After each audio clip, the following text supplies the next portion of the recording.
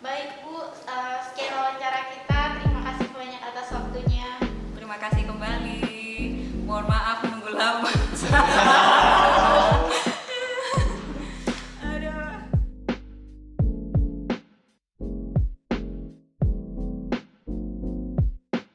Ya, baik.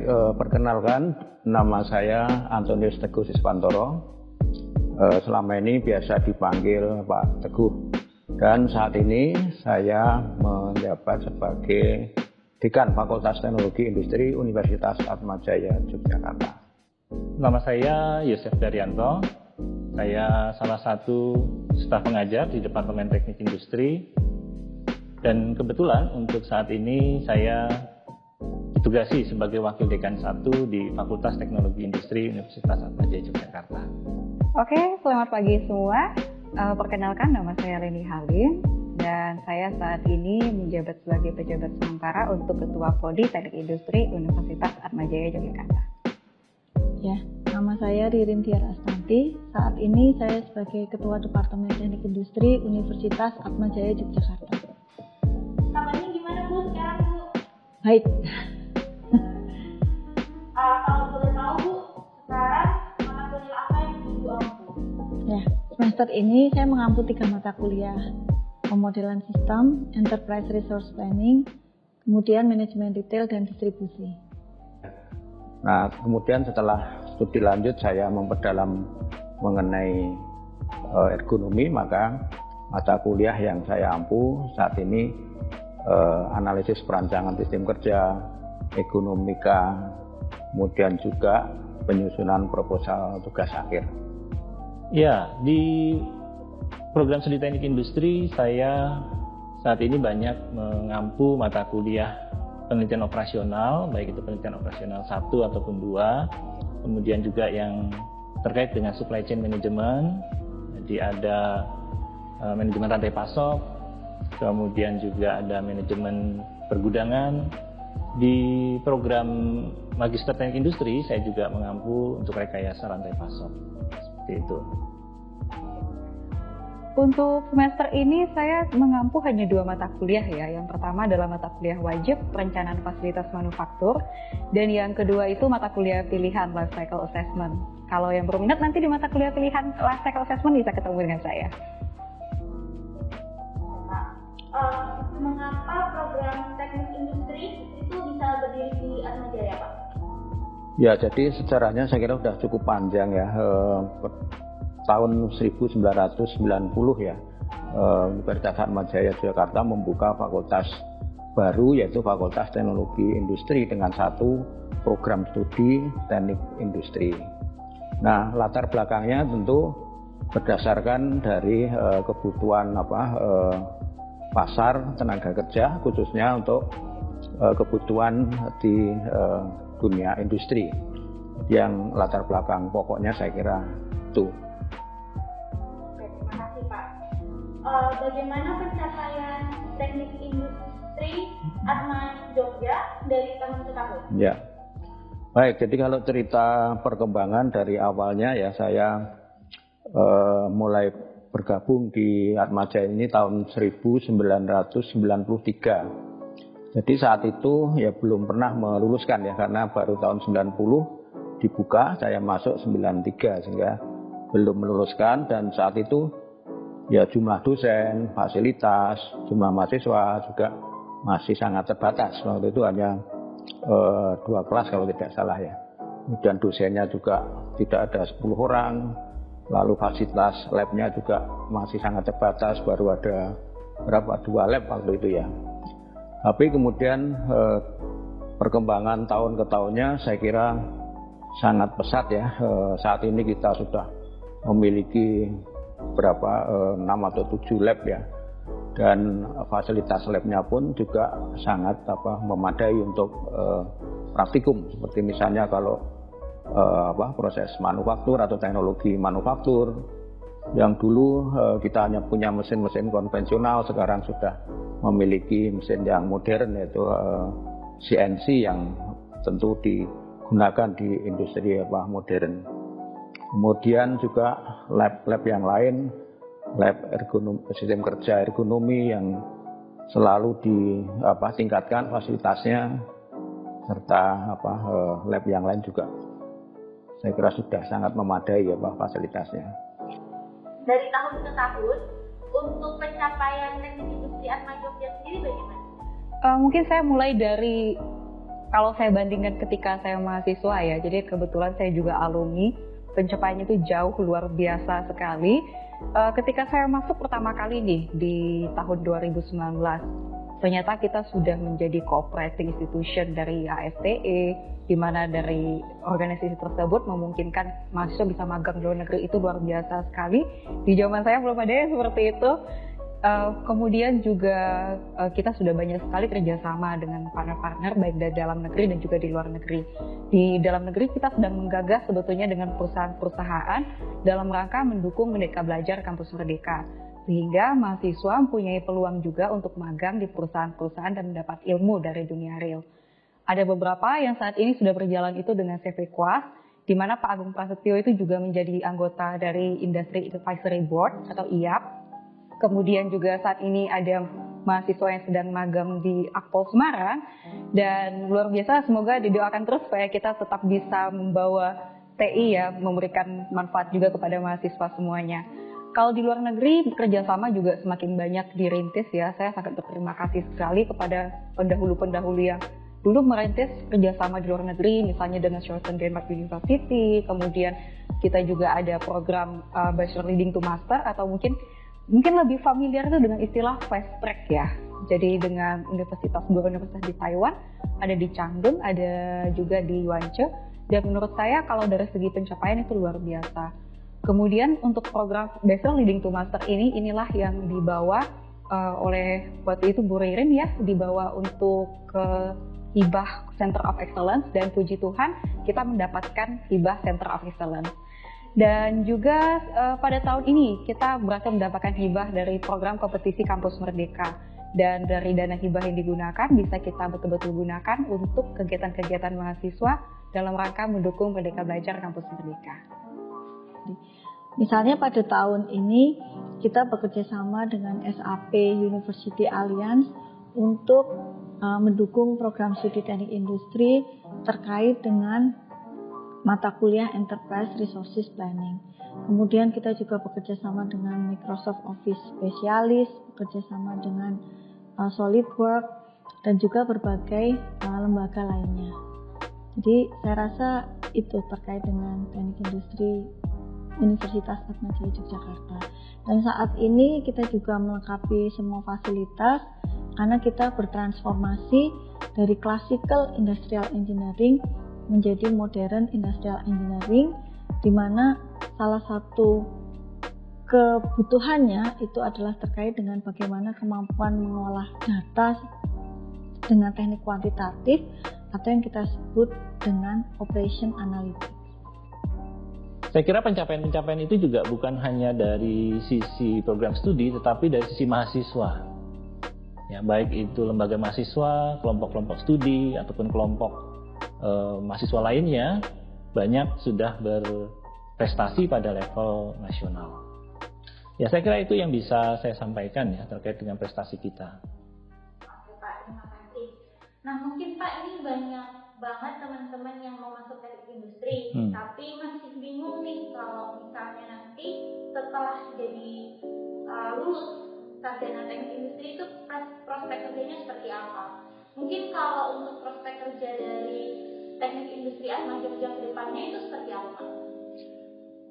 Oke, ya ini saya kira sangat penting ya untuk terutama calon-calon mahasiswa yang ingin atau masih ingin menentukan ya memilih program studi apa.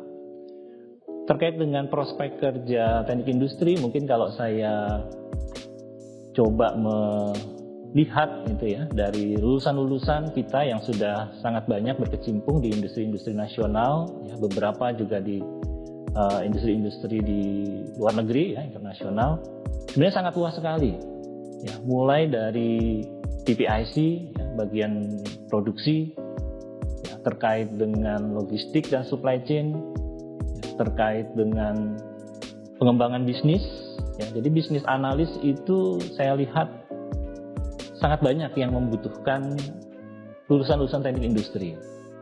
Karena secara umum, ya, teknik industri itu mempelajari hal yang cukup luas di dalam industri. Banyak aspek yang dipelajari sehingga kita bisa melihat sebuah sistem industri itu secara menyeluruh. Ya, bukan hanya dari sisi produksi, tetapi juga dari sisi sumber daya manusia, dari sisi finance-nya. Ya. Saya kira itu menjadikan lulusan teknik industri sangat fleksibel, ya, sangat dapat, ya, berkarya di berbagai sektor di dalam industri. Sebenarnya banyak sekali ya, saya juga sampai kebingungan mau menjelaskan seperti apa.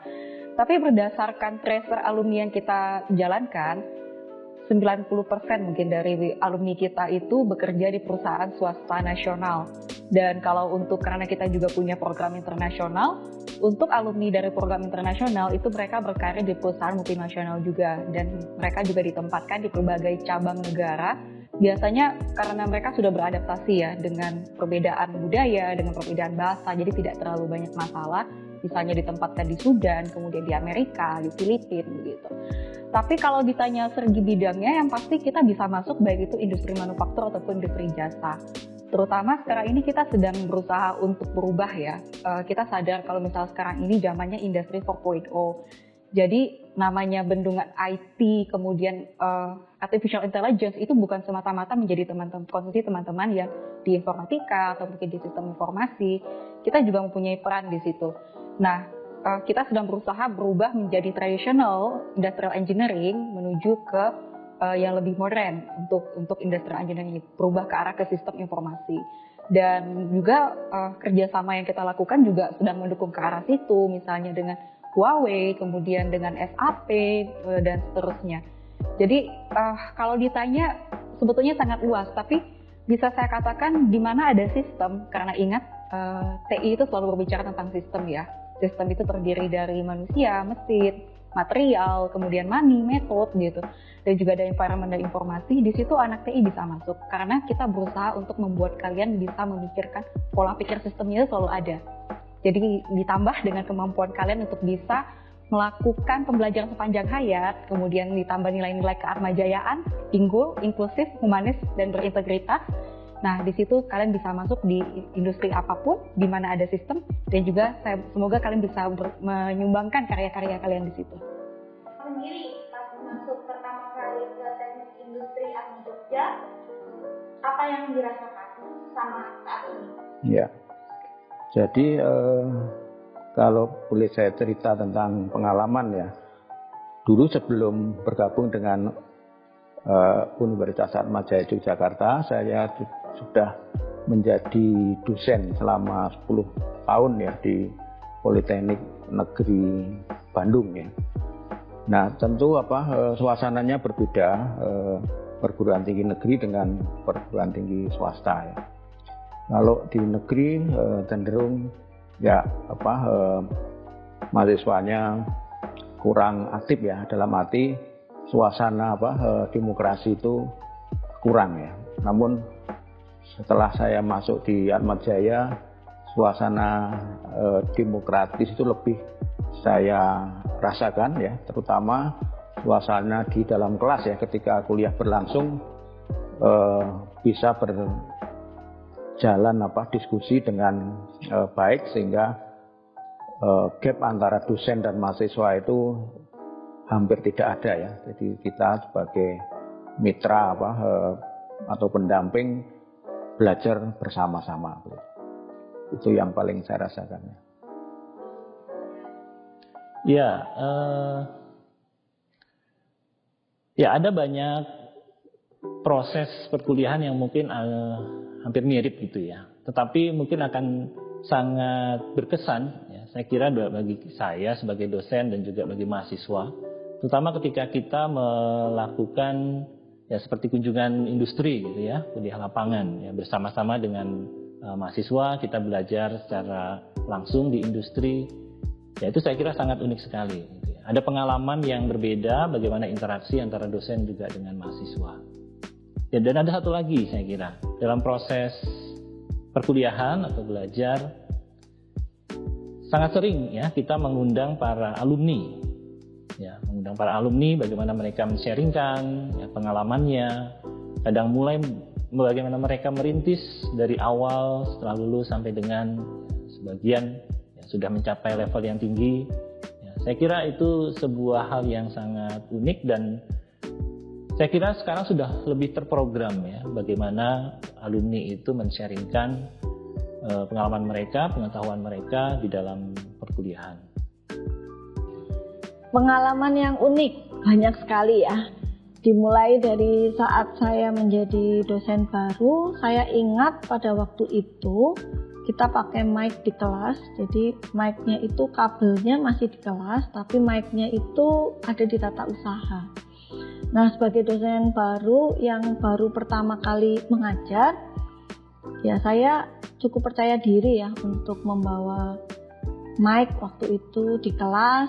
Nah, saya menyalakan komputer, ya lalu saya membawa mic saya gitu. Waktu itu yang saya pikirkan adalah di program studi teknik industri ini sudah canggih sekali karena sudah menggunakan wireless mikrofon. Nah, setelah di kelas saya sudah menjelaskan, lalu saya merasa kok suara saya tidak keras gitu. Lalu saya bertanya, ini ada yang terjadi, apa yang terjadi dengan mic saya? Lalu ada mahasiswa yang kebetulan sudah angkatan atas bilang seperti ini, Bu, kabelnya belum dicolokin. Jadi itu pengalaman pertama saya sebagai dosen baru ya yang mengajar, dan saya ingat itu ada mahasiswa yang sudah senior seperti itu yang berani ya mengatakan, Bu, lah kabelnya belum dicolokin. Itu pengalaman yang unik pertama ya. Kalau pengalaman paling unik yang paling saya ingat itu adalah pertama kali saya ngajar, saya sakit perut. Padahal ngajarnya itu bukan dia ngajar yang bagaimana ya, tapi karena grogi ya. Pertama kali saya mengajar gitu, terus aduh langsung sakit perut. Dan itu saya karena mungkin terlalu outspoken ya, jadi tuh langsung selamat ya, saya akan mengingat kelas ini. Saya ingat sekali sampai sesi 1 itu kelas C. Dulu nama kuliahnya kuliah ekonomi teknik, angkatannya saya ajar itu 2017 gitu. Saya masih ingat mahasiswanya sampai sekarang. Jadi saya mengatakan selamat kalian membuat saya sakit perut karena memang pertama kali, karena nervous kan ya. Tapi ya setelah itu belajar seperti biasa. Dan kalau yang unik sebenarnya di setiap semester tuh pasti ada yang unik gitu. Karena ya sama seperti saya dulu ketika mahasiswa, kita tuh kan melakukan kekonyolan-kekonyolan kan, dan itu kan kalau dilihat itu kadang lucu, kadang nyebelin kan sama dosen, ya sama lah seperti sekarang. Tapi overall saya bisa mengatakan anak-anak TI baik gitu, anak TI baik dengan segala keunikan mereka, dengan segala macam, dan mereka cukup saya acungi jempol untuk sekarang masalah responsifnya lah Pak, apalagi di tengah pandemi seperti ini ya. Apa harapan Bapak untuk teknik industri Atma Jogja ke depannya? Ya, tentu kita sangat berharap untuk program studi teknik industri terus berkembang. Ya, dan perkembangan itu bukan hanya dari sisi dosen, bukan hanya dari sisi program studi dalam artian fasilitas misalkan, ya, tetapi juga dari sisi mahasiswa. Seperti yang saya sampaikan tadi, dengan harapan bahwa mahasiswa bisa terus mengembangkan dirinya, ya, peran, ya, keaktifan mahasiswa itu juga akan ya sangat penting untuk bisa mengembangkan program studi secara keseluruhan. Harapan saya ya kurikulum itu selalu diupdate supaya bisa relevan dengan kondisi perkembangan zaman yang ada. Dan saat ini kita sudah menerapkan kurikulum yang disebut dengan Outcome Based Education atau disingkat OBE. Nah, kurikulum ini sangat inline dengan kebijakan Departemen Pendidikan dan Kebudayaan Republik Indonesia, yaitu kebijakan MBKM, Merdeka Belajar Kampus Merdeka. Itu sangat inline dengan kurikulum OBE. Kemudian saat ini kita juga sedang dalam proses pengajuan akreditasi internasional. Nah, semoga tahun depan bisa kita terakreditasi secara full ya, karena sekarang baru profesional accredited ya. Nanti mudah-mudahan tahun depan bisa terakreditasi secara internasional, sehingga proses pembelajaran di Prodi Teknik Industri ini sesuai dengan standar internasional. Saya kira demikian. Harapan saya semoga masih tetap bisa memberikan yang terbaik ya untuk pengembangan mahasiswa, spirit melayaninya seperti yang sudah disampaikan juga dalam moto kita, Service Illumina Veritatis. Kemudian nilai-nilai unggul, inklusif, humanis, dan berintegritasnya masih dipegang, walaupun sebetulnya banyak tantangan ya, tapi kita selalu berusaha struggle dengan itu. Dan semoga bisa berkembang dan membawa lebih banyak kebaikan, baik mungkin kepada mahasiswa ataupun calon mahasiswa ataupun kepada lulusan alumni. Seperti itu. Oke, harapan saya terhadap program studi teknik industri Universitas Atmajaya Yogyakarta, yang pertama, program studi teknik industri Universitas Atmajaya Yogyakarta selalu meningkatkan kualitas pendidikannya. Kemudian yang kedua, mempunyai jaringan alumni yang kuat, di mana saat ini sudah mulai dirintis melalui program profesional mentoring program. Jadi saya juga minta izin untuk mengucapkan apresiasi yang sebesar-besarnya kepada para alumni yang sudah memberikan sumbang saran dan dedikasinya untuk kemajuan teknik industri Universitas Atmajaya Yogyakarta. Kita mempunyai Industrial Advisory Board yang terus-menerus memberikan masukan ke program studi teknik industri Universitas Atmajaya Yogyakarta, dan semoga ke depan peran-peran alumni itu semakin banyak ya, sehingga bisa memberikan kemajuan bagi program studi teknik industri Universitas Atmajaya Yogyakarta. Yang ketiga, saya mengharapkan bahwa teknik industri Universitas Atmajaya Yogyakarta ini menjadi suatu lingkungan yang bisa memberikan atmosfer akademik bagi semua sivitas akademika, kemudian membuat mahasiswa menjadi berkembang baik dari sisi hard skill maupun soft skill-nya. Kemudian program studi teknik industri Universitas Atmajaya Yogyakarta menjadi salah satu babak dalam kehidupan mahasiswa yang tidak mungkin dilupakan. Jadi kedepannya kampus itu tidak hanya menjadi bentuk fisik di mana mahasiswa itu datang berinteraksi seperti itu, tetapi kampus itu menjadi rumah di mana mahasiswa bisa datang kapan saja, baik pada saat menjadi mahasiswa maupun menjadi alumni. Dan saya pribadi berharap bahwa kedepannya program studi teknik industri Universitas Atmajaya Yogyakarta tidak hanya berkiprah pada kancah nasional, tetapi kita juga bisa berkiprah pada kancah internasional melalui alumni-alumninya yang saya sangat mengharapkan nanti bisa tersebar tidak hanya di Indonesia, tetapi juga di mancanegara. Itu sih harapan saya. Ya, semoga bisa terwujud, dan untuk mewujudkan itu tentu saja memerlukan kerjasama baik dari mahasiswa yang saat ini menjadi mahasiswa. Endurance dan creativity itu menjadi kunci utama menurut saya. Kemudian yang berikutnya kerjasama dari alumni dan juga kerjasama dari program studi teknik industri sendiri.